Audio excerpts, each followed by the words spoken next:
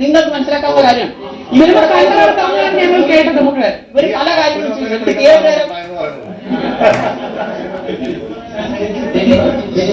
ആരുണ്ടായിട്ടില്ല. നിങ്ങൾ സിനിമ കണ്ടിട്ടില്ല പറയാനുള്ളൂ. നിങ്ങളെപ്പോലുള്ള ആളുകൾ പൈസ കൊടുത്ത ആളുകളെ കൊണ്ട് കൂകിപ്പിക്കുന്നു.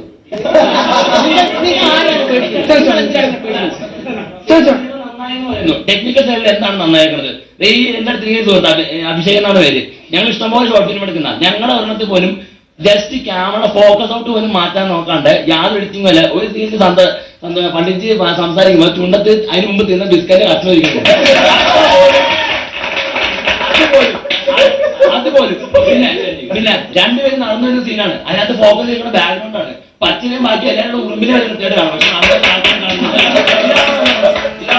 കേരളത്തിലെ ജനങ്ങൾക്ക് എന്താണ് അവർ ആഗ്രഹിക്കുന്നത്, അവരെന്താണ് അർഹിക്കുന്നതെന്ന് എനിക്കറിയാം. അത് ഞാൻ അവർക്ക് കൊടുക്കും.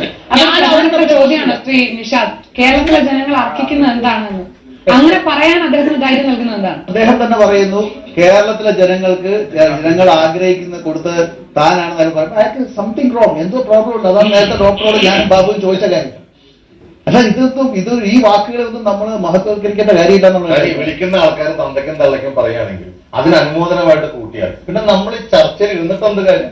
ഒരു ക്ലാബ് ബോയ് ആയിട്ട് അവൻ വന്ന് ഓരോ സ്റ്റേജ് ബൈ സ്റ്റേജ് വന്ന് അവൻ ഓരോ ആർട്ടിസ്റ്റിന്റെ അടുത്ത് വന്നിട്ട് സാർ എന്തൊരു പടം ഒരു പ്രൊഡ്യൂസർ അന്വേഷണം നടന്ന് അങ്ങനെ ഉണ്ടാക്കുന്ന സിനിമകളാണ് നിലനിൽക്കുന്നുള്ളൂ, ഓടുന്നുള്ളൂ.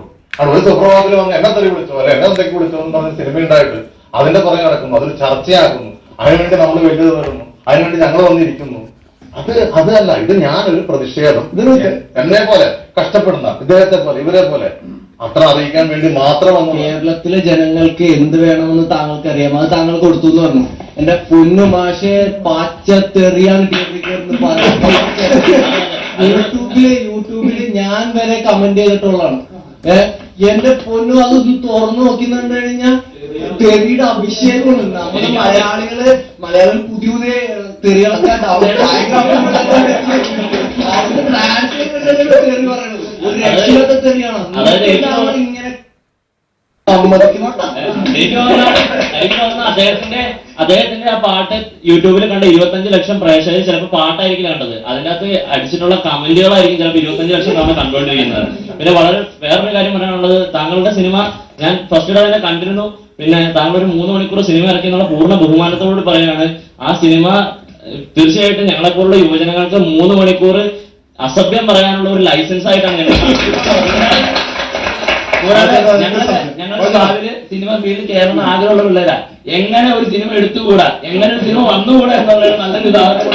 ഒരുപാട് പേരുടെ പ്രതീക്ഷയാണ്, ഒരുപാട് സ്വപ്നമാണ്, ഒരുപാട് കഷ്ടപ്പാടാണ് സിനിമ ഉണ്ടാകുന്നത്.